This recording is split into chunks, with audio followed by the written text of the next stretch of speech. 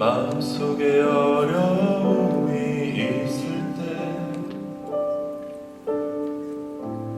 마음속에 어려움이 있을 때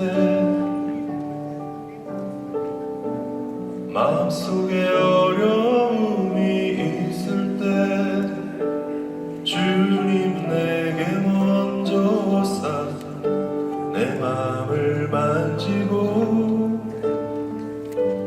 주님 앞에 나아올 수 없을 때 주님 앞에 나아올 수 없을 때 주님 앞에 나아올 수 없을 때 주님 날 먼저 알으시네. 그럼에도 불구하고 날 사랑하시는 내 하나님의 사랑은 나의 모든 걸 덮고 그럼에도 불구하고 날 안아주시는 내 하나님을 부를 때 아버지라 부르죠.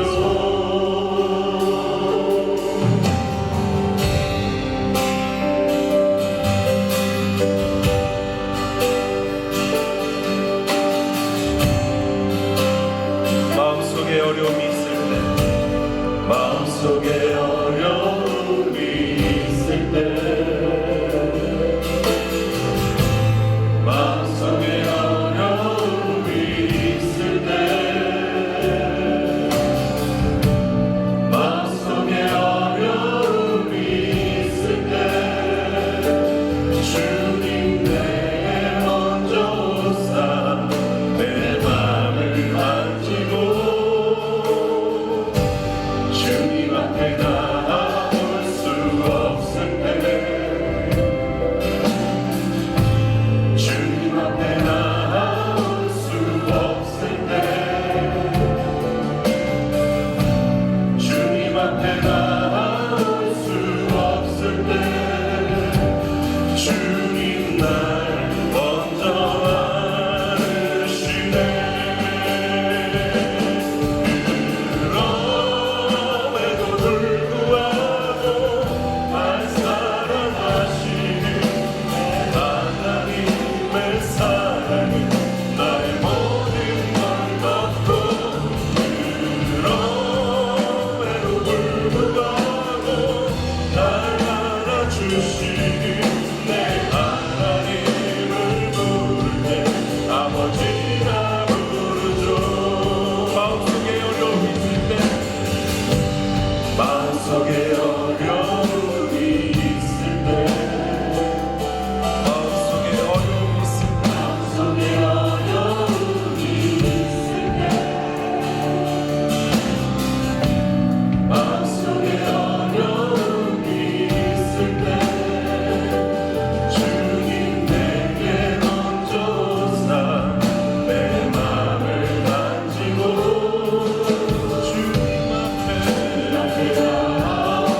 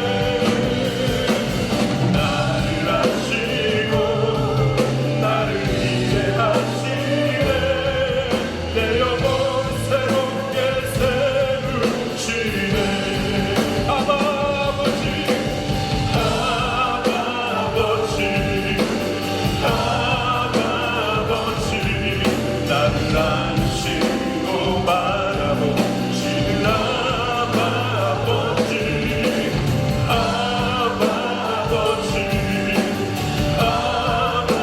아버지, 나를 도우시고 힘주시는 아버지. 주는 내 맘을 고치시고 볼수 없는 상처 만지시네. 나를 아시고 나를 이해하시네. 내 영혼 새롭게 세우시는 내 몸을 고치시고 주는 내 몸을 고치시고 볼 수 없는 상처 만지시네. 나를 아시고 나를 이해한 우리의 가정을 주님 앞에 올려드리며요. 주는 가정을 고치시고 주는 가정을 고치시고 볼 수 없는 상처 만지시네. 나를 아시고 나를 이해하시네. 내 영을 세우시네.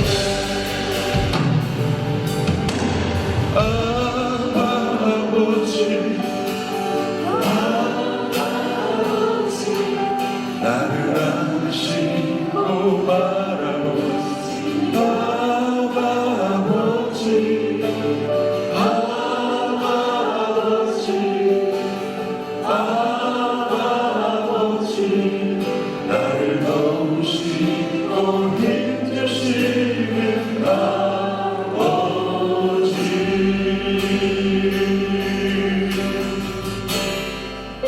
할렐루야. 오늘 이 아침에 우리의 상한 심령을 주님 앞에 가지고 나왔습니다. 하나님, 나의 마음을 고쳐주시고 내 몸을 고쳐주시고 우리의 상처 입은 가정마다 주님의 치료의 손길을 덮어 주시옵소서. 그렇게 행하실 주님을 믿고 감사드리며 예수님의 이름으로 기도드렸습니다. 아멘. 주님 영광 받아 주시옵소서. 아멘.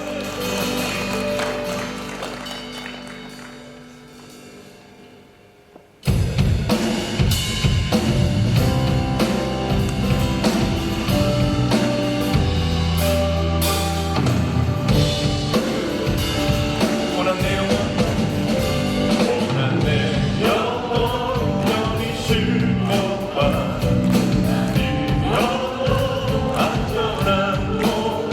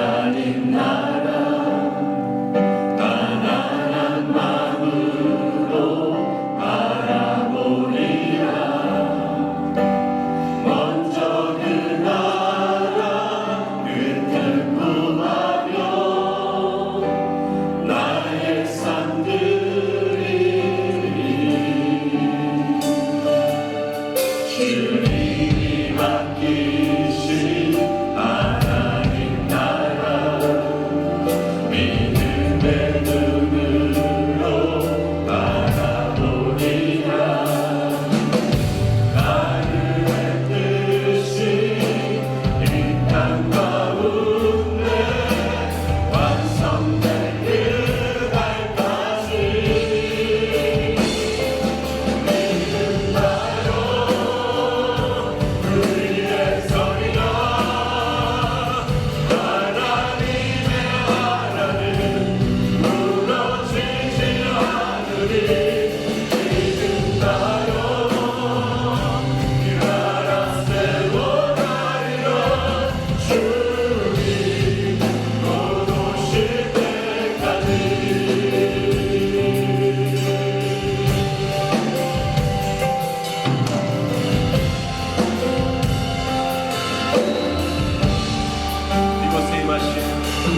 이곳에 임하신 하나님 나라 편안한 마음으로 바라보리라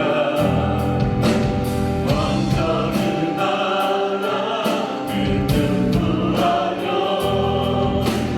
나의 삶들이 주님이 맡기신 하나님 나라 믿음의 눈으로 바라보리라 하늘의 뜻이 이 땅 가운데 완성될 그날까지 믿음나요 우리의 소리라 하나님의 나라는 무너지지 않으리 믿음나요 이 나라 세워가리라 주님 곧 오실 때 믿음나요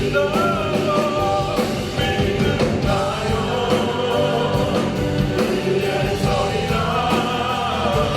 하나님의 나라를 무너지지 않으리 믿음나요 이 나라 세워가리라 주님 곧 오실 때까지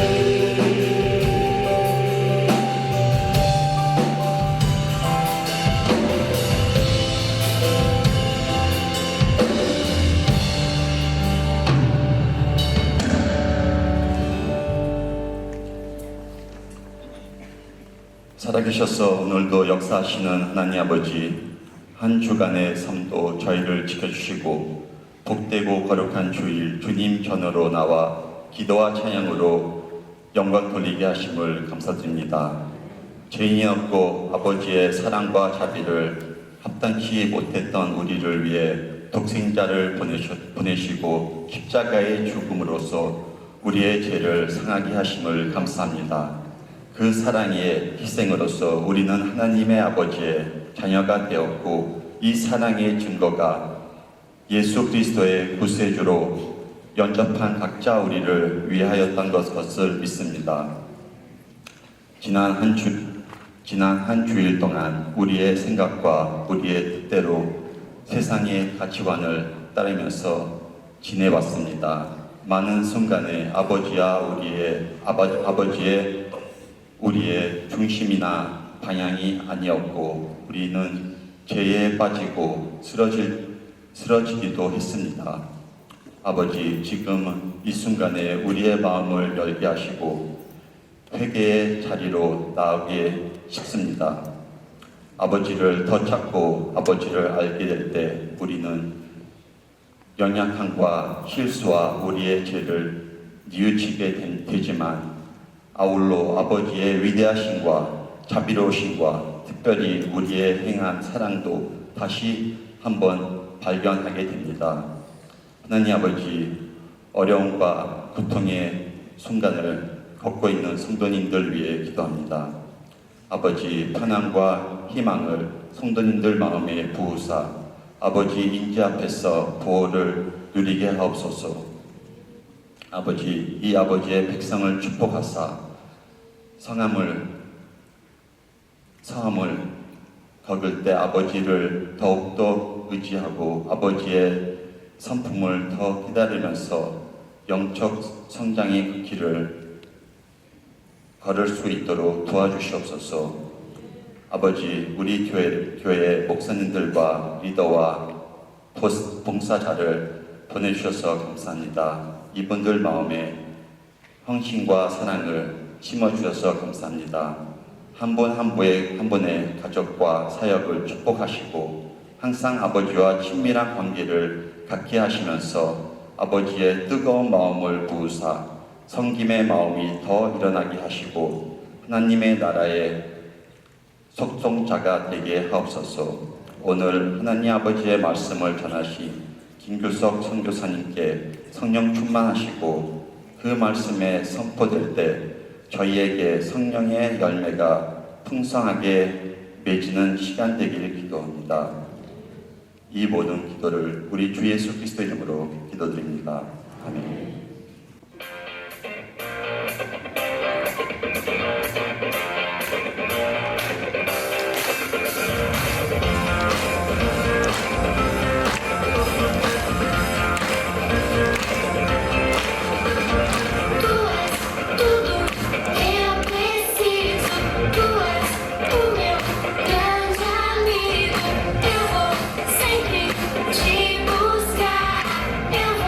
Te adorar, pois que nas mãos em direção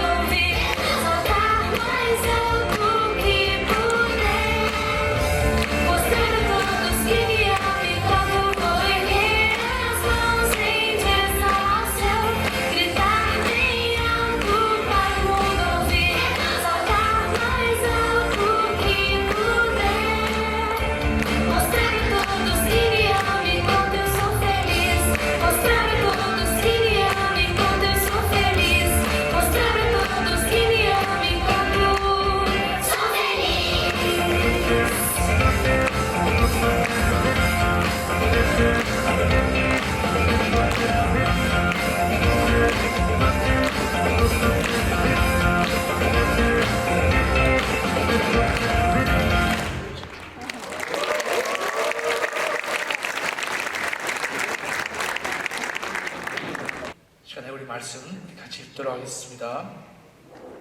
요한복음 14장 18절에서 21절 말씀입니다.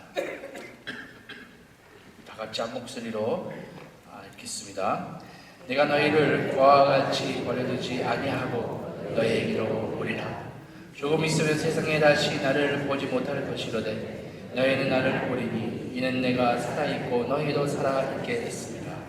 그날엔 내가 아버지 안에 너희가 내 안에 내가 너희 안에 있는 것을 너희가 알리라. 나의 계명을 지키는 자라야 나를 사랑하는 자니 나를 사랑하는 자는 내 아버지께 사랑을 받을 것이요 나도 그를 사랑하여 그에게 나를 나타내리라. 아멘.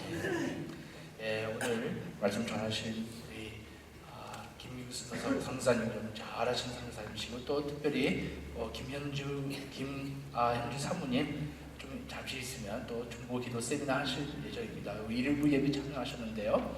근데 2부 예배 때 마치고 11시부터 13시까지 1시, 오후 3시까지 중보 기도 세미나 있고 또 우리 계속 어제부터 시작했던 우리 다림줄 세미나 우리 어제부터 김유석 목사님께서 계속 말씀 전하시고 가르치고 있습니다. 오늘 말씀 전하실 텐데요. 항상 해마다 오실 때 말씀 전하시고 너무나 많은 은혜를 끼치는 우리 귀한 목사님이시고 또 이 시간에 말씀 전하러 나오실 때 우리 박수로 환영하겠습니다. 축복합니다, 목사님.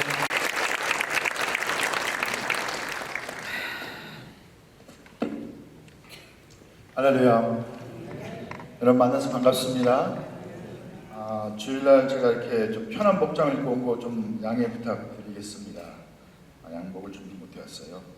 오늘 사실 같이 볼 말씀은 아까 그 보신 말씀처럼 주님께서 하신 말씀에 대해서 같이 보려고 합니다.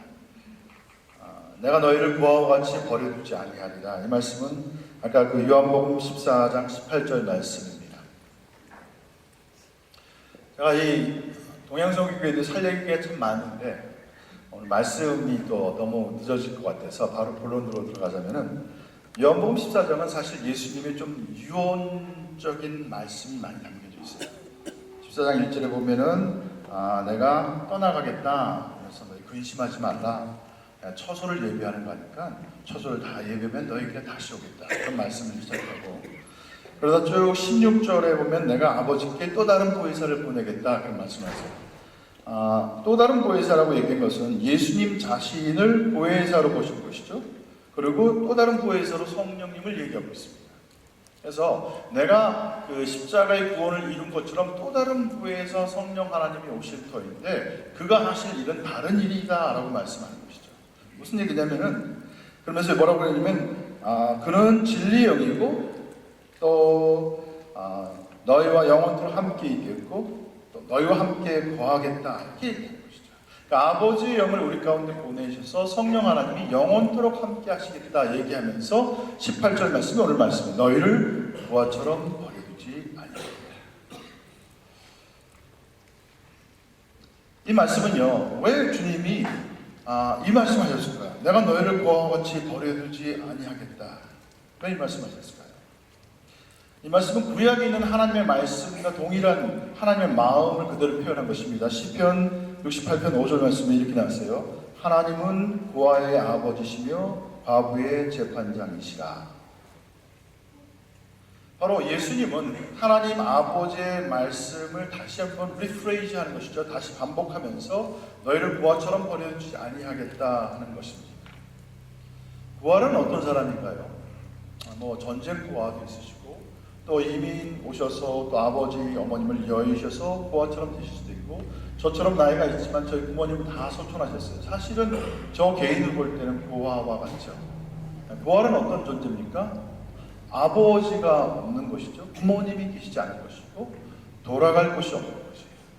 마음 한편에 마음의 고향이라고 할 수 있는 곳이 없는 것이에요. 제가 생각해 보니까 고아라고 하는 것은 가장 기쁠 때, 가장 슬플 때, 나눌 사람을 찾을 때 없는 사람이에요. 참 힘든 것은요, 정말 제가 외로울 때, 힘들 때, 돌이켜봤을 때 나와 함께 일 수 있는 사람이 없을 때 그것처럼 슬플 때는 없는 것 같아요. 고아는 바로 그 같은 사람이에요. 쉽지 않습니다. 공허합니다. 그 마음 가운데 그 아주 휑하니 차가움이 가득 차 있는 것이죠. 마음의 내면이 너무 차가운 거예요. 그래서 그 왔던 삶에서는 어쩔 수 없이 냉혹한 현실에서 차가운 성품을 소유할 수밖에 없고요. 또 어떤 면에서 냉혹하고 또 어쩌면 자기에게 좀 강하고 독립적인 성향을 가질 수밖에 없습니다. 그래서 고아는 쉽게 남을 신뢰하기가 어렵습니다. 마음을 주기가 어려워요. 왜? 내 가족 같지 않기. 늘 생각해서 나는 혼자다라는 생각을 하게 됩니다. 제가 한국에 갔다 왔는데 한국에 여러 가지 여러분 많이 들으셨겠지만 정치, 경제, 외교, 세대들 어느 걸 봐도 사실 교회들까지도 소망이 별로 안 보입니다. 솔직히. 또 이곳 브라질에 사시면서 경기가 어렵다는 얘기는 저 수차례 들었습니다. 쉽지 않으시고 어려우실 텐데 항상 이 어렵고 힘들 때 고아나 그런 사람들은 더 마음이 외롭습니다. 왜? 가족이 있고 아버지가 있으면 돌아갈 곳이 있는데 그렇지가 않기 때문에 오늘 이 말씀을 통해서 정말 저는 주님께서 여러분 마음 가운데 하나님의 마음을 깊이 계시하시고 정말 우리가 내 영혼 가운데 고아가 아니고 홀로 아닌 것을 확인하는 시간이 됐으면 좋겠습니다. 아멘. 그래서 사실은 하나님께서 예수님께서 이렇게 말씀하신 첫 번째 이유는 우리는 이 세상에 고아와 같다는 사실이에요. 하나님을 아버지로 경험하기 전에는 우리는 세상의 고아처럼 삽니다. 고아는 뭐냐면 늘 혼자예요. 혼자 결정해야 되고 혼자 살아남아야 되고 혼자 싸워야 되고 누구를 의지하지 못합니다. 바울이 그런 얘기했습니다. 교회 안에 또 일만 스승이 있지만은 아비는 적다. 아버지가 없으면 어떻게 되는 줄 아세요? 형제끼리 싸워요. 아비가 없으면요 서로 다투고 서로 자기 몫을 전치하려고 싸웁니다. 저도 세 아이의 아버지인데 첫째, 둘째, 셋째가 다 다른데 아버지가 되면요 첫째는 첫째에게 맞게끔 블레싱을 하지만 또 둘째는 첫째하고 달라요. 필요도 달라요. 얘를 또 돌아보게 됩니다. 그러면서 제 마음에는 셋째를 포기할 수가 없어요. 그러니까 아버지가 있을 때는 골고루에게 돌아보게 됩니다. 하나님이 우리 아버지가 되십니다. 믿으십니까? 무슨 얘기냐면은 하나님의 그 전능하신 능력 가운데 이 온 열방 가운데 있는 하나님의 자녀들에 대해서 하나님이 아신다는 것입니다. 옆에 계신 분에 대한 필요가 다르고 내 앞에 있는 분의 필요가 다른데 하나님 각 사람에게 그만큼 아버지가 되시고 필요를 공급해 주신 것을 믿으시기 바랍니다. 근데 형하고 같이 있으면 고루해요. 저도 형하고 살아봤는데 쉽지가 않아요. 요구하는 게 많고 빼앗고 시키고 때리고 어뷰즈가 많아요. 그렇죠? 그러니까 아버지가 없으면 공동체는 흐트러지게 됩니다.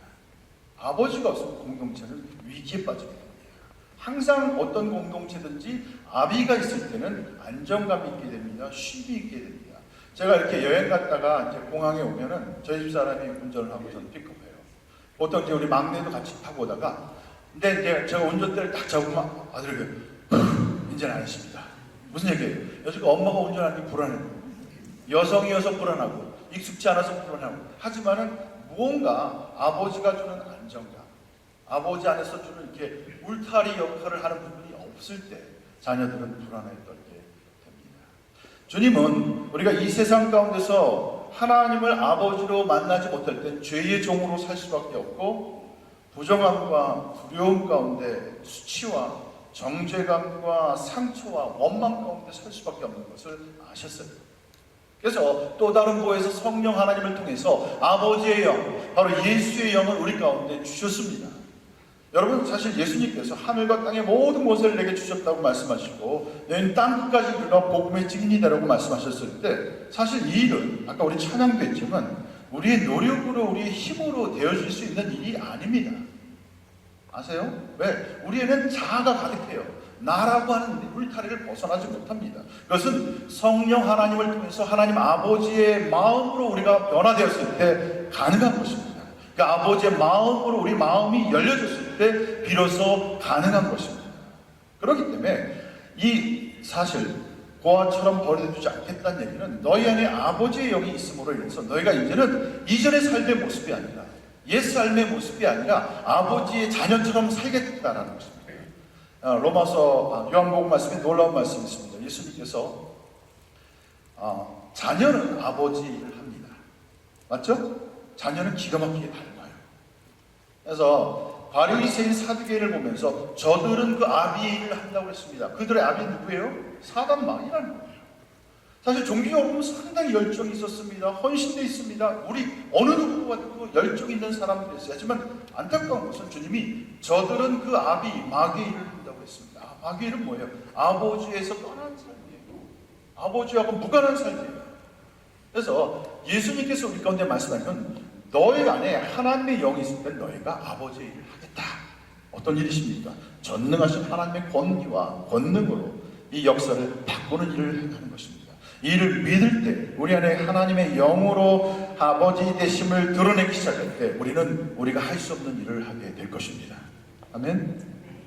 이 땅 안에 남미 땅 가운데 복음을 증거하는 일에 여러분을 부르셨습니다. 하나님께서 그 일을 우리 노력으로 하는 것이 아니라 우리 안에 계신 아버지가 행하실 수 있도록 열어드리기만 하면 됩니다. 믿으십니까?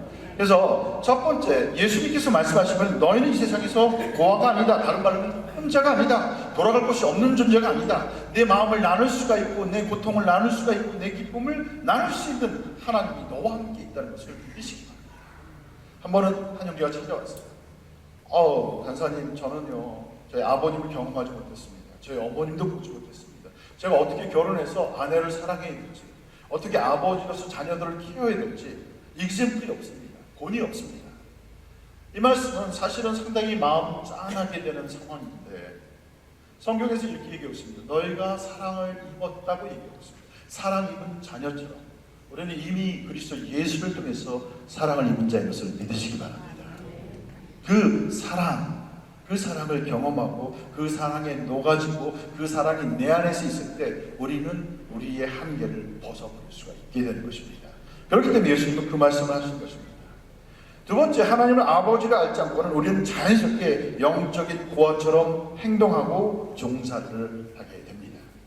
그래서 하나님이 주시는 영적인 권위와 능력 가운데 성장하는 것이 멈춰지게 되고 하나님의 그 풍성함, 하나님의 권능과 친밀함 가운데 이르는 길이 막혀지게 되는 것이죠.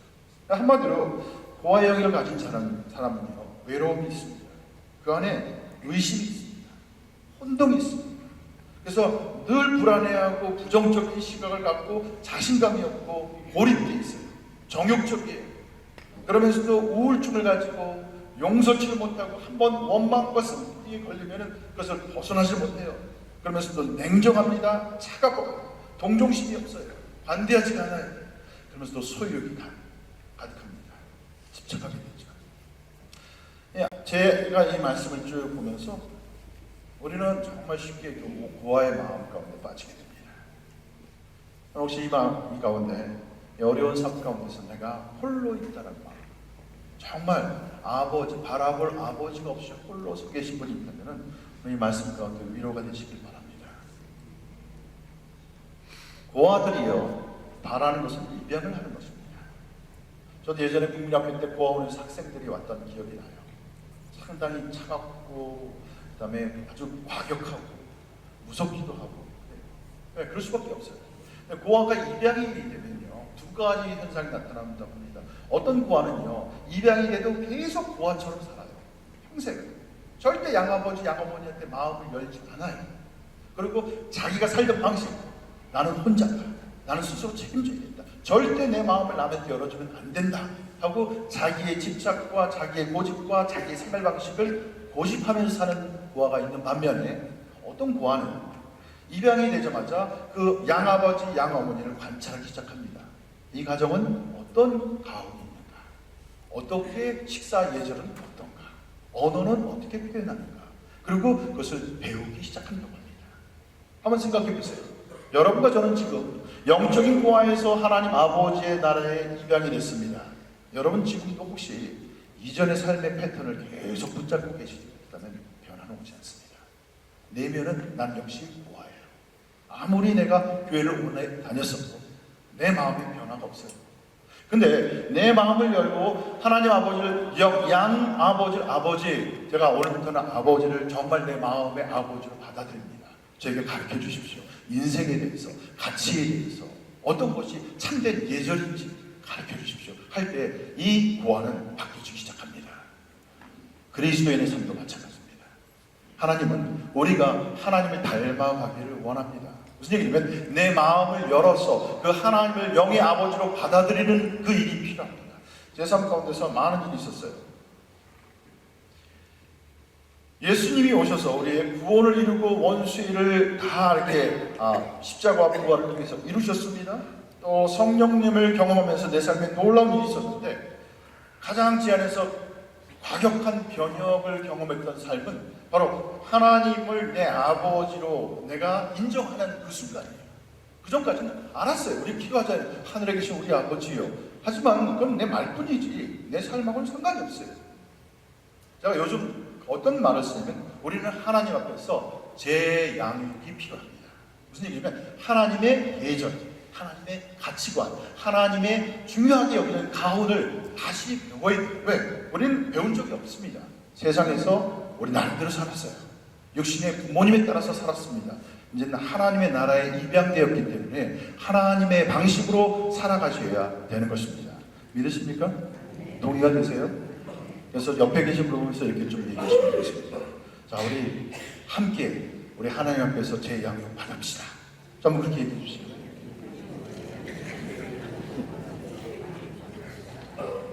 제일 안타까운 것은요, 바뀌지가 않아요.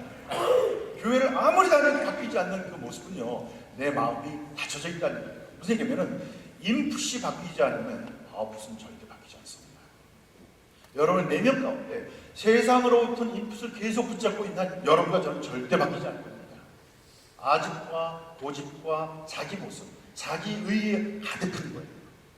우리는 하나님을 향해서 마음을 열고 이제는 인풋이 하나님 아버지부터 오기 시작할 때 우리는 아버지를 닮아가게 되는 것입니다. 할렐루야. 저는 어려서 국민학교 2학년 때 어머님이 소독에 가셨어요. 8년 동안 간호사를 일했어요. 늘 외로웠어요. 집에 가면 행하니까 들어가기 싫었어요. 저는 그래서 그의 마음을 조금은 이해할 수 있을 것 같아요.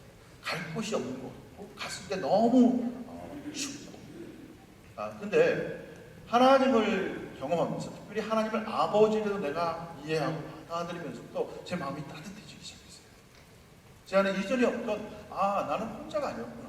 나는 늘 아버지와 함께 있고 이 하나님의 영이 영원토록 나와 함께 하기 때문에 두려워할 일이 없다는 것이죠. 제 안에 있던 두려움, 염려 아주 민감한 사람이었어요. 믿지 않으시겠지만 아주 민감했어요. 그러니까 살도 안 치더라고요. 근데 한 가지 하나님을 아버지를 모시면서 마음이 너무 편한데 한 가지 좀 문제가 있어요. 살이 찌기 시작합니다. 잠도 잘 이전에 잠을 못 잤어요. 새벽 4시, 5시까지 꼬박 생각에 잠을 못 잔 적이 많았어요. 불안함. 근데 그 모든 것이 하나하나 떨어져 가요. 왜? 아버지 집에 내가 있어요. 예수님의 삶의 비밀은요, 늘 하나님과 함께 하셨다는 것이에요. 예수님은 어떤 상황 가운데도 어떤 위기 가운데서도 당황하지 않으셨습니다. 왜? 하나님 아버지의 뜻 가운데서 안전하다는 것을 알았기 때문입니다. 여러분과 저도 동일하게 하나님의 자녀인 것을 믿으십니까? 그러시다면 그 아버지 밑에서 우리는 안전한 것을 믿으시기 바랍니다. 어떨 때는 우리가 사랑하는 사람을 갑작스럽게 잃어버릴 때가 있어요. 저희 아버님도 그랬습니다. 저는 가정에서 막내지만은 또 목회자다 보니까 형님, 누님 위로하다가 보니까 몰랐어요. 근데 그 연말이 돼서 하나님 앞에 기도를 하는데 제가 막 우는 저 자신의 모습을 봤어요. 너무 아버님한테 마지막 하고 싶었던 얘기를 못한 게 너무 억울했어요. 그래서 막 통곡을 하면서 울고 있었어요. 하나님 억울해요. 근데 마치 제 우는 모습은 어린아이가 땡깡을 부리는 것처럼 울었어요. 근데 한 그 해가 지나가고 2007년, 2008년도 한 1월인가 2월쯤에 꿈을 꿨는데 아버님이 그냥 보이는 거예요. 너무 밝은 모습으로. 그러면서 아들아, 여기가 남미 땅이에요. 그래서 남미 어딘지 높은 곳에 우리 아버님이 정원, 원해 그런 걸 참 좋아하는데 여기 너무 날씨도 좋고 땅도 좋고 여기 와서 땅 좀 사요. 그래서 꿈속에 아버지 제가 지금 땅 살 돈이 어디 있어요. 지금 애들은 북미에서 교육하는데 언제 남미 가고 그래서 한번 제가 볼리비아를 가봐야 돼요. 볼리비아가 딱 생각이 났어요. 그래서 한번 가보고 싶은데 근데 그 꿈을 꾸고 너무 기뻐서 깼는데 그 순간 하나님이 이렇게 주시는 마음이 내 아들은 지상에서 줄, 이 땅에서 줄 위로보다 더 큰 위로가 있기 때문에 내가 먼저 내려갔다. 아버지의 밝은 모습이 너무 기뻤습니다. 하나님이 우리의 아버지이십니다.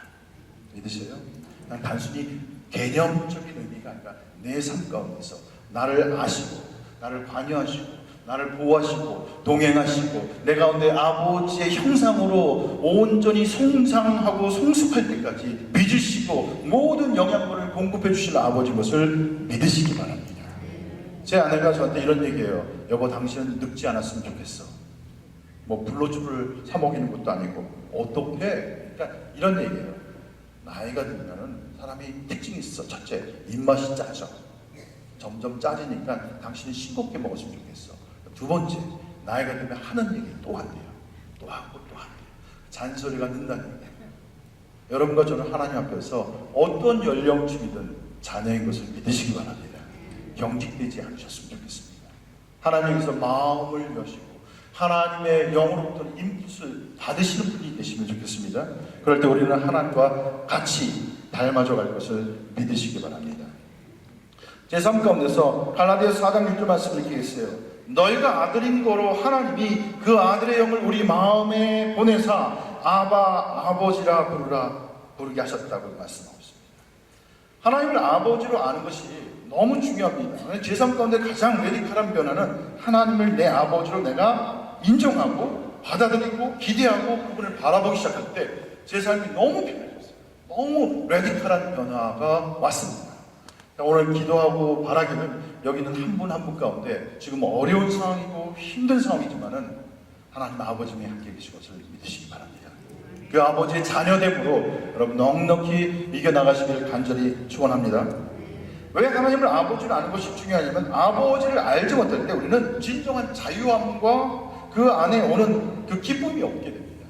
어느 순간 우리 안에 두려움이 있게 돼요. 염려가 있어요. 그리고 쉽게 포기합니다. 그러니까 종교적인 행위에 머물게 됩니다. 그래서 우리가 종교라는 건 뭔지 아세요? 나를 위해서 하나님을 이용하는 겁니다. 나의 목적을 위해서 하나님을 이용하는 거예요. 신적인 존재를 이용하는 것입니다. 하지만 거기엔 내 마음과 내 삶의 관계가 없습니다. 행위적인 것은 열심히 하는데 하는 만큼 내 내면은 점점 더 공허해집니다. 그러니까 이중적이 될 수밖에 없어요.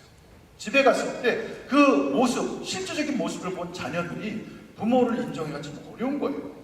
교회에서의 모습과 집안에서의 엄마와 아빠와의 모습에서 보면 너무도 차별나게 다른 걸 보면서 아이들 실망합니다.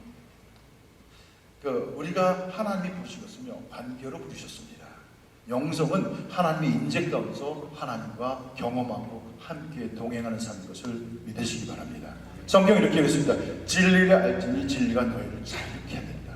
여러분을 묶는 진리가 아니라 우리를 자유케 하는 진리인 것을 아시기 바랍니다.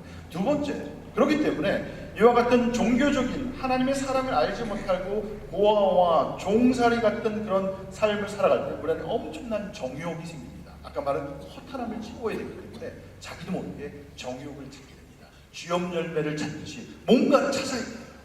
그것이 술이든 아니면 무슨 오락이든 아니면 무슨 음악이든 아니면 뭐 영화든 뭔가를 찾아서 대체제를 찾아야 돼요. 왜?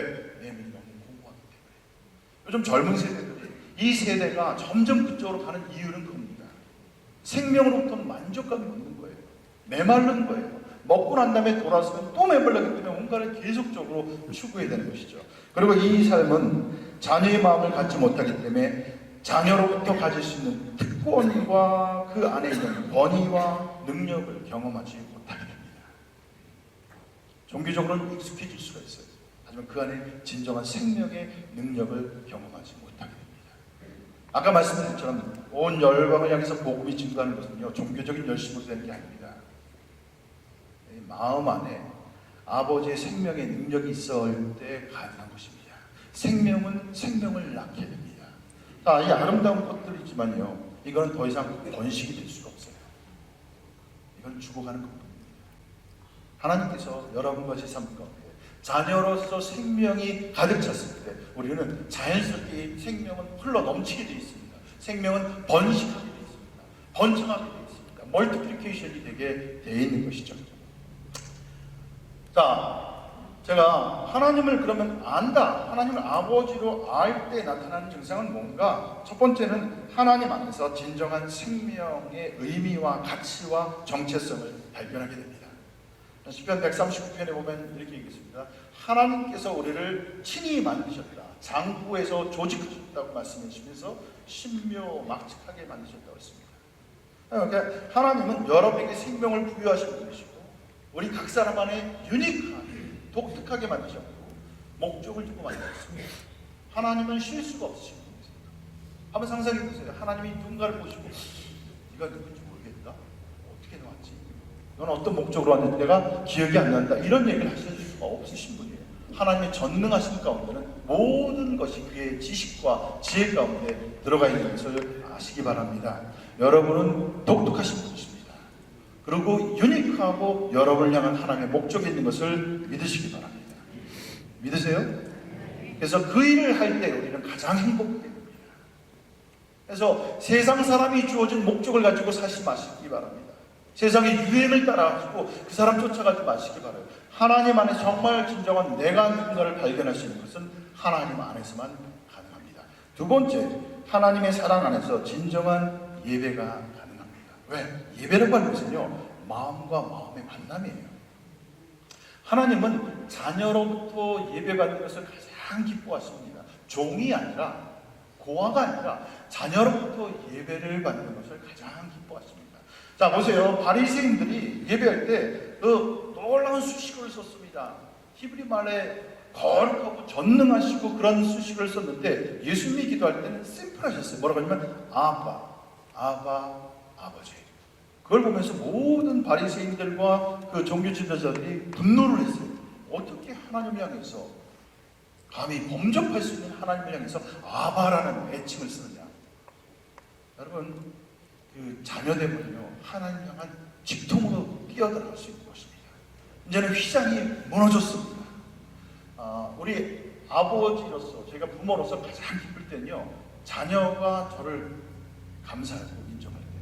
한 번은 아들이 학교에서 이제 저희 딸 그 짐을 옮기고 있는데 막내랑 이제 밴을 몰고 있는데 아빠 갑자기 뜬금없이 이제 그 교통 신호등 앞에 잠깐 서 있는데 아빠 저 이렇게 잘 키워줘서 너무 감사해요.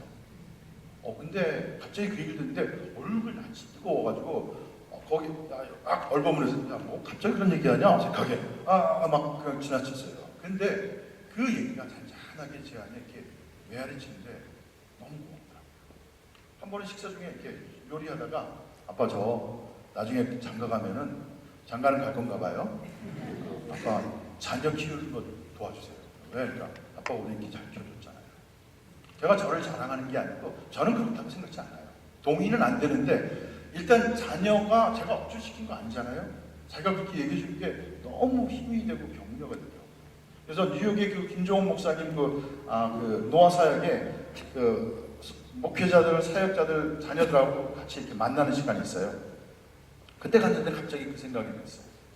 울컥하더라고요. 그래서 아들아, 아빠가 참 너무 엄하고 원칙만 내세운 아빠였는데 네가 그렇게 얘기했을 때 아빠가 너무 위로가 됐다. 고맙다.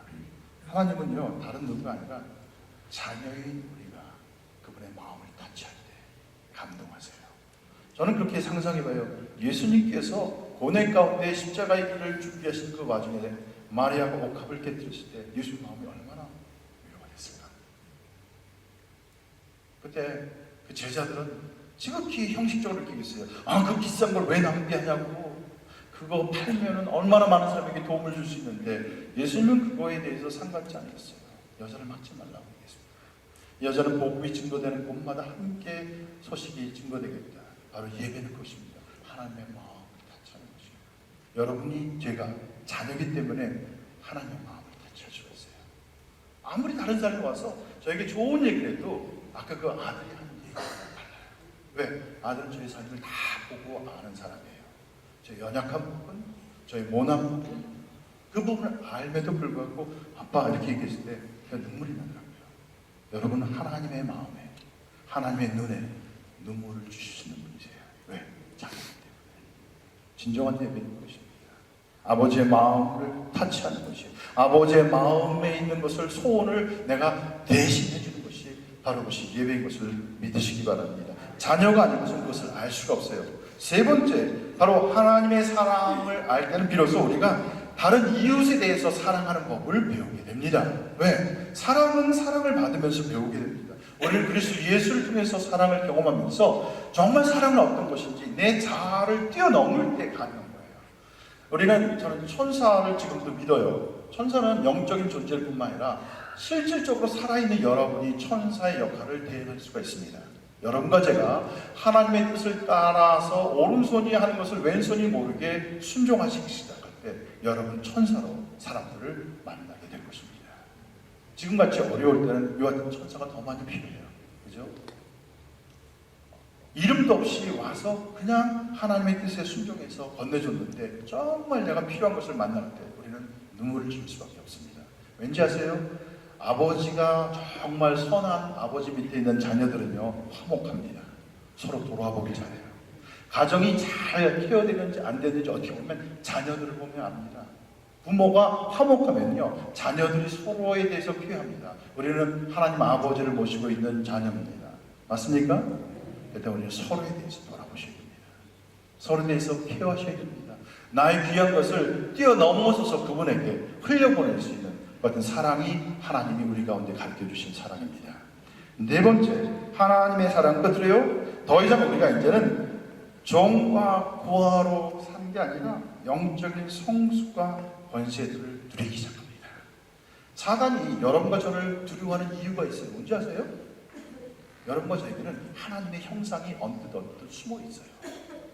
마치 씨앗을 심으면 점점 자라가면서 그 원래 씨앗의 모습이 자라나듯이 그리스도 예수를 통한 아버지의 씨앗이 여러분과 제 안에 있기 때문에 우리가 하나님께 순종함으로 자라가기 시작할 때마다 우리는 하나님의 권위와 모습이 드러나는 것을 믿으시기 바랍니다. 원수는 그것을 가장 두려워해요. 여러분과 제가 하나님을 닮아가기 시작할 때 어떻게? 순종하는 것.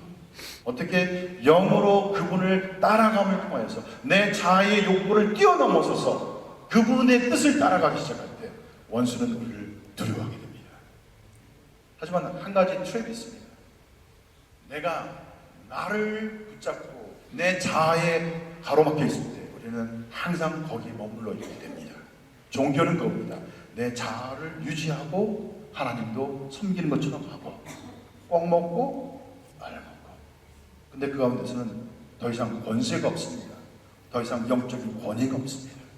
원수는 그 상황에서 여러분이 아무리 많은 숫자가 있다 세상을 바꿀 수 못한다는 것을 압니다. 네, 끝으로 말씀을 한번 좀 하나님의 사랑이 어떤 사랑인지 좀 같이 좀 보겠습니다. 하나님의 사랑의 특징은 제가 시간상 다 볼 수는 없습니다.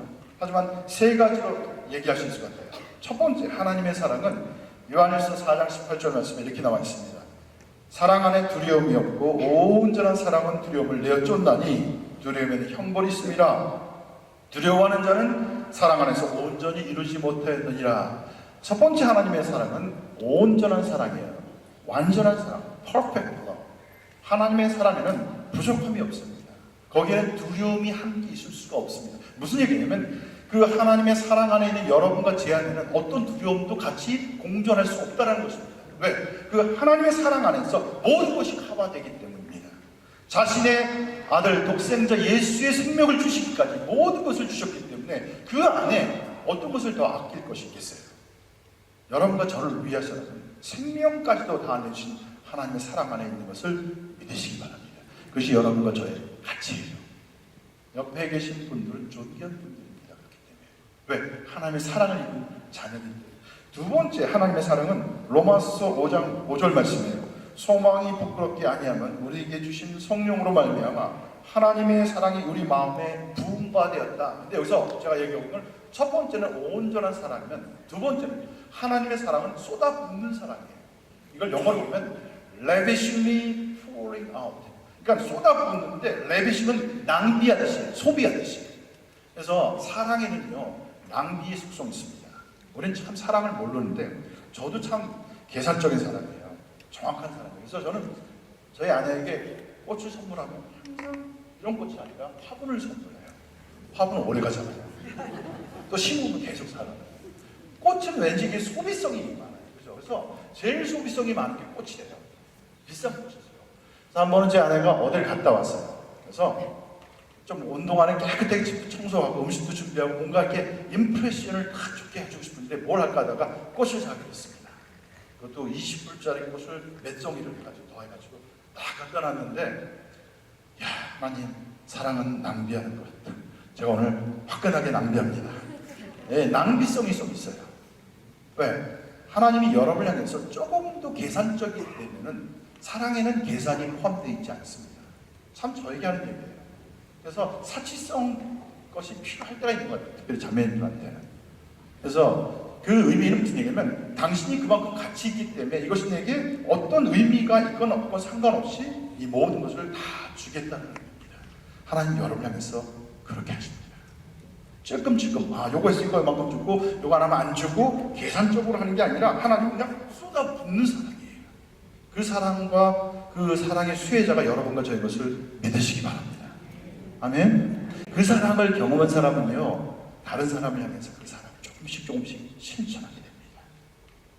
그래서 사랑은요 계산이라는 공식이 들어갈 수가 없습니다. 사랑은 낭비성이 있어요. 꼭 기억하세요. 사랑은 낭비하는 것이다. 뭐 비치면서까지 낭비할 수는 없겠죠. 하지만 그 부분이 저에게 지금 쉽지 않은 겁니다. 정말. 끝으로 하나님의 사랑은 스바냐서 3장 17절 말씀 보면 이렇게 얘기해요. 너의 하나님 여호와가 너희 가운데 계시니 그는 구원을 베푸실 전능자시다. 그가 너로 인하여 기쁨을 이기지 못하여 하시며 너를 잠잠히 사랑하시며 너로 인하여 즐거이 부르며 기뻐하시리라. 무슨 얘기냐면 하나님의 사랑, 우리를 향한 사랑은 기쁨에 넘치는 사랑이에요. 여러분을 보면 노래가 생겨요. 그렇지 않아요? 처음에 애기 나면은 정신없잖아요. 저녁에 잠 깨우고 뭐 기저귀 그런데 저녁에 애들 잘 때 모습 너무 예뻐요. 그죠? 항상 잘 때만큼 되면 사랑하기가 쉬운데 그죠? 하나님은 여러분과 제가 어떠함에도 불구하고 여러분 보실 때마다 멜로디를 생각하세요. 널 인하여 기뻐 즐거워 노래하노라. 여러분을 보면서 쟤는 왜 저 모양인지 몰라. 쟤만 없으면 우리 집안이 조용할 텐데 그런 하나님이 아니신 거예요. 여러분을 보면서 정말 눈동자를 보면서 너는 내 눈동자가 같다고 말씀하세요. 믿음이 오세요? 별로 이렇게 호응이 없으시네. 옆에 계신 분 한번 좀 가까이 보시고요. 눈동자를 보시면서 하나님이 당신을 눈동자처럼 사랑하십니다. 하나님이 기뻐 노래 부르십니다. 좀 이렇게 좀 얘기 좀 해주세요. 안 하시지 마시고 하세요. 우리는 확인이 필요한 사람들이에요. 정말 확인이 필요한 사람들이에요. 아무리 들어도 느껴지지가 않아요. 근데 여러분 아세요? 요한계시록에 보면은 요한계시록 20장에 보면 모든 사람들이 그 하나님의 도성에 갔을 때 다 하나님께서 말씀을 얼굴에 눈물들을 씻기신다고 말씀하셨어요. 저는 왜 하늘나라에 갔는데 왜 내가 올까? 그 하나님, 전능하신 하나님이 내 앞에 오셔서 마치 예수님께서 그 무릎을 꿇고 나의 발을 씻기신 것처럼 나를 품으실 때 감동하게 돼요. 감격하게 돼요. 그래서 우리는 울 수밖에 없습니다. 우리는 알아요. 하나님 배우면 나의 죄와 연약함과 허물과 가식과 그 모든 것이 그대로 적나라하게 드러나는데 하나님은 I love you. 수고했다. 내가 너를 너무 사랑한다. 그때 우리는 알아요. 내가 그것을 받을 수 있는 사람이 아니라는 것입니다. 그때 우리가 나타나는 반응은 눈물밖에 볼 수가 있어요. 하나님은 우리를 아십니다. 그리고 우리를 향해서 기뻐 노래 부르시는 사랑으로 다가오십니다. 여러분 그 사랑을 경험할 때 우리는 우리 내면 안에 하나님 안에서 성취하시는 사랑을 경험합니다. 하나님 우리를 부르시고 우리 가운데 만족감과 안정감을 주십니다. 이전에 없던 안정감이 생겨요. 하나님의 사랑을 경험할 때 우리는 용납되어졌다는 그 확신 가운데 사람들을 의식하고 두려워하지 않게 됩니다. 특별히 권위자를 향해서 사랑과 인정을 받지 못한 사람은 늘 이렇게 눈치를 보게 됩니다. 그런데 하나님의 용납과 사랑을 경험할 때는 우리는 자유합니다. 하나님을 경험할 때 우리가 미래에 대해서 염려치 않게 됩니다. 왜? 하나님께서 내 가운데 생명의 길로 인도하시는 것을 알기 때문입니다. 그 하나님의 사랑을 우리를 인도하시는 사랑이에요. 그러면서도 하나님의 사랑은 죄를 미워하시는 거룩한 사랑이에요. 내 안에 근본적으로 죄를 미워하는 마음이 없는 것을 인정할 수밖에 없습니다. 그런데 하나님의 거룩함을 접하기 시작할 때 우리도 모르는 놀라운 죄를 향해서 노하고 거부할 수 있는 죄를 미워할 수 있는 마음을 하나님이 주신다는 것입니다. 그러면서도 하나님의 사랑은 희생하며 양육하는 사랑입니다. 여러분 그 사랑이 우리를 둘러싸고 있는 것을 믿으시기 바랍니다. 여러분 주무실 때 아프실 때 저는 그랬어요. 아무 말 목이 아플 때마다 하나님 제가 누굽니까? 하나님 사랑하는 아들이 지금 아파요. 이 시간 이 밤 저녁에 자고 일어났을 때 깨끗하게 나을 수 있도록 도와주세요. 거짓말처럼 아침에 제가 정말 새로운 에너지로 충전이 돼서 일어나는 것을 많이 경험합니다. 여러분, 믿음이라는 것은 놀랍습니다. 믿음은 내가 신뢰하고 나의 전부를 드릴 때 실제적으로 역사하는 능력입니다. 그 하나님의 사랑 가운데 여러분이 신뢰를 두시고 다가오기를 간절히 축원합니다. 말씀을 마칩니다. 어떻게 하나님의 말씀을 경험할 수 있을지. 먼저는 그 겸손과 열린 마음으로 자녀로 나오시기 바랍니다. 아이들의 특징은요, 쉽게 믿어요. 아이들의 특징은 복잡하지 않습니다. 하나님은 여러분과 저를 아이로, 자녀로 부르셨습니다. 그래서 내 나이가 어떻든지 간에, 내 과거가 어떻든지 간에, 나의 커리어가 어떻든지 간에, 내 교육 배경이 어떻든지 간에 그걸 좀 벗어버리시길 바랍니다. 아이로 하나님께 오시기 바랍니다. 아무리 많은 박사학위를 갖고 있음들 하나님 앞에서 비교가 됩니까? 어린 아이와 같아요. 그 마음을 가지시면 좋겠습니다. 남을 의식하지 마시고 열린 마음으로 오시기 바랍니다. 아까 말한 인풋이 들어올 수 없다면 아웃풋은 나갈 수가 없습니다. 하나님께부터 들어온 게 없다면 나갈 것도 없습니다. 나가는 것은요, 여러분 거예요. 여러분의 생각일 뿐이에요. 여러분의 독단일 뿐이에요. 거긴 생명이 없습니다. 아무리 그것이 커진다 해도 그거는 단순히 한 시대에 지나가 버리고 말 것입니다. 두 번째, 하나님을 신뢰하시면서 여러분의 죄에 대해서 민감하시기 바랍니다. 주님께 올 때마다 하나님이 기억나게 하신 자를 구체적으로 고백하시고 가장 하나님께 나아가는 데 방해가 되는 것은 원망과 쓴뿌리입니다. 용서치 않은 삶. 특별히 하나님 아버지이기 때문에 육신의 아버지, 육신의 어머니로부터 내가 용서치 못할 때 우리는 하나님의 신뢰가 참 어렵습니다. 그래서 하나님에 의해서 용서하는 삶과 풀어주는 삶을 경험하시고 그의 임재 가운데 나가시면 좋겠습니다. 이 시간 좀 다 같이 좀 일어나시면 좋겠습니다. 시간이 많이 갔는데 한 가지 같이 좀 기도했으면 좋겠습니다. 기도하실 때 우리 그렇게 기도하십시오.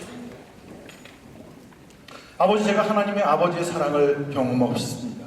정말 자녀됨의 특권을 누리고 싶습니다. 제가 더 이상 고아처럼 살지 않겠습니다. 제가 혼자가 아닌 것을 이 시간 믿음으로 선포합니다. 아버지, 제가 아버지에게서 제 양육을 받기 원합니다. 아버지의 성품, 아버지의 예절, 아버지의 가치관, 그것이 저의 것이 되고 아버지의 모습으로 변화받기 원합니다. 여러분 정말 그렇게 되기를 원하십니까? 같이 기도하십시다. 여러분 손을 이렇게 준비하시면 되겠어요. 마치 우리가 뭘 받을 때 주님께 받는 것처럼 하나님께 그 선물을 받는 마음으로 손을 준비하시면 되겠어요. 그리고 이제 같이 기도하시면 좋겠습니다. 아버지, 이 시간 제가 찾아갑니다. 자녀로, 아들로, 딸로 갑니다. 아버지, 이 시간 제 예수 그리스도를 통해서 고아처럼 버려두지 않고 오시겠다고 했는데 제 마음 가운데 다시 한번 아버지로 오셔서 하나님, 이제는 그 아버지가 동행하는 삶을 누리게 하여 주시옵소서. 우리 같이 함께 기도하시겠습니다. 같이 기도하시겠습니다.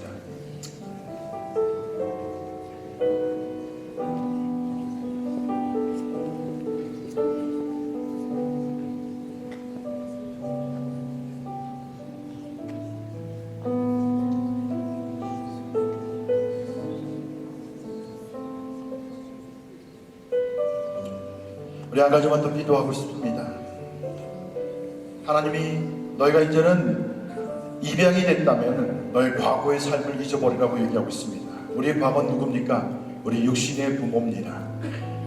우리 육신의 부모로부터 받았던 것으로 인해서 내가 묶여있다면 이 시간 그분들을 풀어주면 좋겠습니다. 하나님, 이제 제가 저를 낳아주시고 길러주신 육신의 부모님을 내가 저버린다는 의미가 아니라 그분들에게서 받았던 교훈이 아니라 이제 아버지의 교훈으로 제가 재양육받기를 원합니다. 제가 제 마음 가운데 혹시 육신의 부모를 향해서 묻고 있었던 것이 있다면 이 시간 풀어드리기를 원합니다. 저도 풀어주시고 이제는 하나님 앞에서 새롭게 그 입양된 자녀로 아버지를 닮아가는 삶이 되기를 원합니다. 자, 이번엔 특별히 내 육신의 부모를 위해서 좀 기도하시면서 그분들을 축복하시면서 이제 풀어드리고 이제 제가 하나님의 자녀로서 온전하게 새롭게 양육될 것을 선포하시면서 기도하시면 좋겠습니다. 같이 기도하시겠습니다.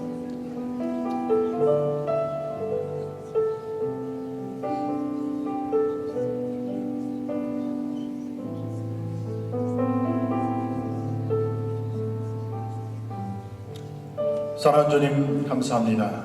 오늘 예수 그리스도께서 말씀하신 내가 너희를 고아처럼 버려두지 않고 오겠다고 말씀하신 이 말씀을 통해서 다시 한번 우리가 영적인 고아가 아니고 종으로서 부름받은 자가 아니라 자녀됨을 확인해 주셔서 감사하고, 이 시간 우리의 마음을 열고 여지껏 우리를 낳아주고 길러준 육신의 부모가 있습니다. 그들로 배웠던 양육받았던 많은 좋은 것들도 있습니다. 하지만 이제는 주님 그 모든 곳에서 떠나서 하나님 아버지께 배우고 그 아버지의 양육과 아버지의 가르침과 아버지의 가치 가운데 제 자신을 정렬하고 따라가기로 결정합니다. 이 시간 우리를 묶고 있는 그 모든 세상적인 가치와 잘못된 교훈으로부터 우리를 자유케 하여 주시옵소서. 저는 하나님 아버지를 바라보며 그분을 닮아가며 그분의 능력과 권능으로 아버지께서 우리 가운데 주신 그 부르심의 산을 향해서 달려가는 저희 모두가 되게 하여 주시옵소서. 세상에서 내가 환난을 당하나 내가 세상을 이겼노라고 말씀하신 주님, 우리가 넉넉히 이 세상을 이기고 극복하여서 아버지의 자녀됨으로 하나님의 영광을 드러내고 주님의 부르신 것처럼 땅끝까지 복음을 증거하며 하나님의 나라가 도래할 때까지 하나님의 통로가 되고 사랑과 축복의 통로가 되는 삶으로 살기로 결정합니다. 이렇게 확인해 주시고 기름 부어 주시옵소서. 감사하고 축복하며 예수님의 이름으로 간절히 기도했습니다. 아멘.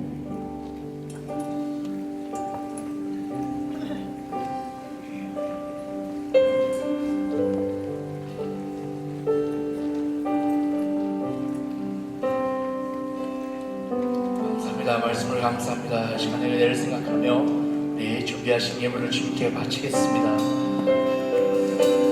아버지 사랑 내가 노래해, 아버지 은혜 내가 노래해, 그 사랑 변함없으시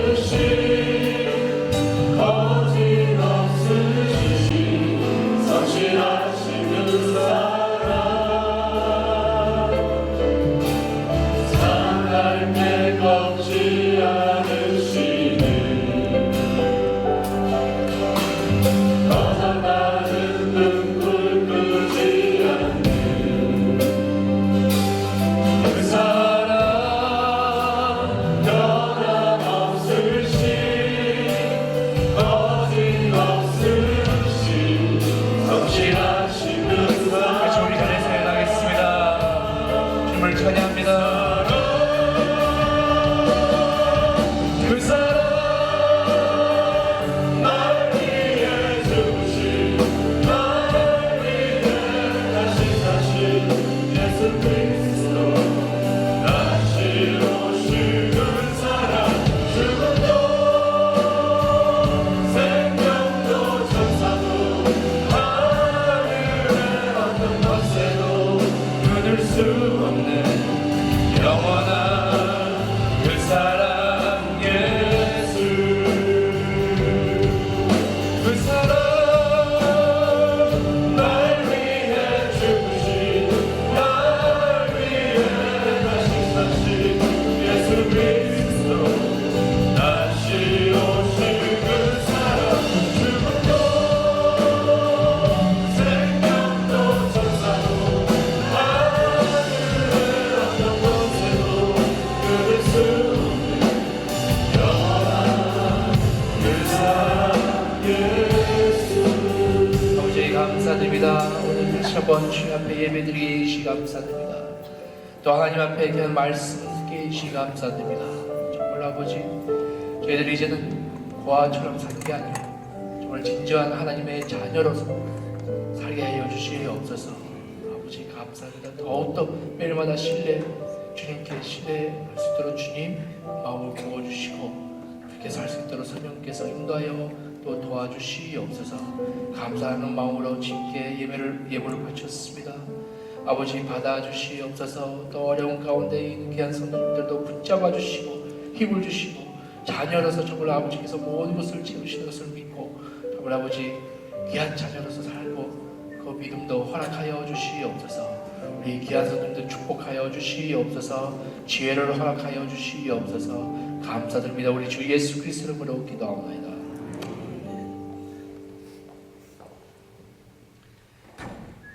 이제는 우리 주 예수 그리스도의 은혜와 아버지의 크신 사랑과 성령의 교통하심이 오늘 2부 예배 나오신 귀한 성도님들 머리 위와 우리 가정과 또 상호 위에 또 주님의 몸된 교회 위에 지금부터 영원까지 함께 계실저다.